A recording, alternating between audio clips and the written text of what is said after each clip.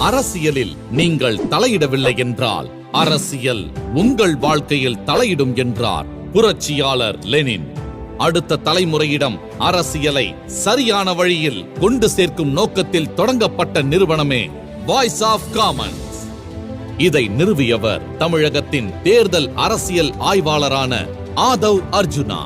எளிய விவசாய குடும்பத்தில் பிறந்த இவர் 5 வயதிலேயே பெற்றோரை இழந்தார். கூடைப்பந்து விளையாட்டில் இவருக்கு இருந்த ஆர்வம் காரணமாக சென்னையில் உள்ள விளையாட்டு மேம்பாட்டு ஆணைய விடுதியில் உதவித்தொகையுடன் தங்கி படிக்கும் வாய்ப்பு கிடைத்தது.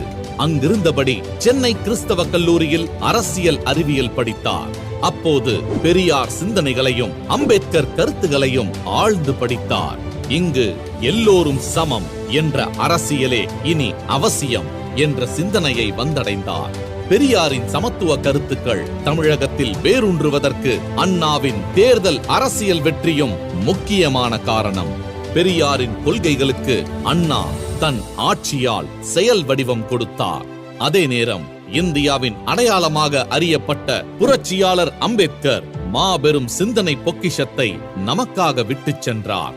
ஆனால் அம்பேத்கரின் அரசியல் கருத்துகள் செயல் வடிவம் பெற முடியவில்லை. ஏனெனில் தேர்தல் அரசியலில் அவர் கொள்கைகளை செயல்படுத்தும் ஆட்சிகள் அமையவில்லை. ஒரு அரசியல் கொள்கையானது செயல் வடிவம் பெறுவதற்கு தேர்தல் அரசியலே பிரதானம் என்கிற யதார்த்தம் ஆதவ் அர்ஜுனாவுக்கு புரிந்தது. தேர்தல் அரசியல் குறித்து ஆய்வு செய்யும் பணியை அங்கிருந்தே தொடங்கினார். அதன் தொடர்ச்சியாக 2015ஆம் ஆண்டு திமுகவிற்கு தேர்தல் வியூகங்களை வகுக்கும் குழுவில் பல்வேறு பொறுப்புகளை ஏற்று நடத்தினார். தொடர்ந்து திமுகவின் தேர்தல் வெற்றியை எளிதாக்க 2019ஆம் ஆண்டு ஒன் மைண்ட் இந்தியா என்ற நிறுவனத்தை துவங்கினார். இந்த நிறுவனம் தமிழகத்தின் 234 சட்டமன்ற தொகுதிகளையும் பகுப்பாய்வு செய்து தேர்தல் வியூகத்தை கட்டமைத்தது. திமுகவுக்கான தேர்தல் உத்திகளை நவீனப்படுத்தவும் புதிய உத்திகளை மேற்கொள்ளவும் ஐபாக் நிறுவனத்தின் தலைவராக இருந்த பிரசாந்த் கிஷோரை அழைத்து வந்தவர் ஆதவ் அர்ஜுனா. அவருடன் இணைந்து 2021ஆம் ஆண்டு தேர்தல் களத்தில் முக்கிய பங்காற்றியவர் ஆதவ். சட்டமன்ற தேர்தலில் திமுக வெற்றி பெற்றது. அதன்பின் அடித்தட்டு மக்களுக்கும் அரசியல் அதிகாரத்தை பகிர்ந்து கொடுத்து ஏற்றத்தாழ்வு இல்லாத சமத்துவ சமுதாயத்தை உருவாக்கும் நோக்கத்தில் ஒன் மைண்ட் இந்தியா நிறுவனமானது வாய்ஸ் ஆஃப் காமன்ஸ் என்ற மக்கள் இயக்கமாக உருவெடுத்தது. விடுதலை சிறுத்தைகள் கட்சியுடன் 2022ஆம் ஆண்டு வாய்ஸ் ஆஃப் காமன்ஸ் நிறுவனம் கைகோர்த்தது. கட்சி நிர்வாகத்தில் சீரமைப்பு பணிகளை மேற்கொள்ள துவங்கி டிஜிட்டல் முறையில் தரவுகளை கையாள தனி டேஷ்போர்டு கொண்டு வரப்பட்டது. பெரிய கட்சிகளுக்கு இணையாக 15,000 வாக்குச்சாவடி முகவர்களுக்கான பூத் கமிட்டி பயிற்சி கூட்டம் ஒரு மாநாடு போல சென்னையில் நடத்தப்பட்டது. அதன் தொடர்ச்சியாக திருச்சி சிறுகனூரில் நடைபெற்ற விசிகாவின் வெல்லும் சனநாயகம் மாநாடு இந்திய அரசியலுக்கே திருப்பு முனையாக மாறியது. அந்த மாநாட்டை கட்சியின் முக்கிய நிர்வாகிகள் ஆலோசனைப்படி ஒருங்கிணைத்து முன்னின்று நடத்தியது வாய்ஸ் ஆஃப் காமன்ஸ் நிறுவனம்.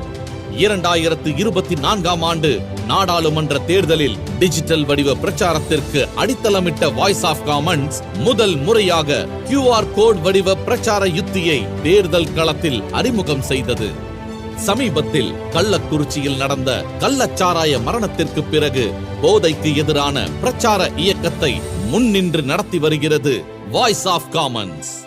அதன் ஒரு பகுதியாக விடுதலை சிறுத்தைகள் கட்சி சார்பில் உளுந்தூர்பேட்டையில் நடந்த மது ஒழிப்பு மாநாடு கட்சியின் மூத்த நிர்வாகிகள் ஒத்துழைப்புடன் வாய்ஸ் ஆஃப் காமன்ஸ் நிறுவனத்தின் ஒருங்கிணைப்பில் வெற்றிகரமாக நடைபெற்றது. ஒரு நேர்மையான மக்களுக்கான அரசு அமைய ஆட்சியிலும் அதிகார பகிர்வு என்ற முழக்கத்தை தொடர்ந்து முன்வைத்து வருகிறது வாய்ஸ் ஆஃப் காமன்ஸ் நிறுவனம். வருங்கால சமூகத்தை அரசியல் மயமாக்கி தேர்தல் அரசியலை அனைவருக்குமான இடமாக வென்றெடுக்கும் ஒரு இயக்கமாக விரைவில் வீரநடை போட உள்ளது வாய்ஸ் ஆஃப் காமன்ஸ்.